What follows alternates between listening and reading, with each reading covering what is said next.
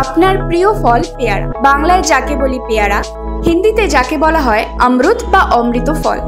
অমরত্ব হয়তো দিতে পারবে না, কিন্তু জানেন কি, আমাদের শরীরের জন্য প্রয়োজনীয় 13টি ভিটামিনের মধ্যে 8টি ভিটামিনই রয়েছে একটি মাত্র পেয়ারায়।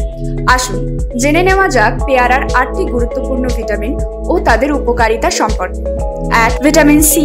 অনেকেই জানে না, কমলা লেবুর তুলনায় 4 গুণ বেশি ভিটামিন সি থাকে পেয়ারায়, যা রোগ প্রতিরোধ ক্ষমতা বাড়ায় ও ত্বক উজ্জ্বল রাখে। 2. ভিটামিন এ, যা চোখের জন্য ভালো, রাতকানা রোগ থেকেও রক্ষা করে।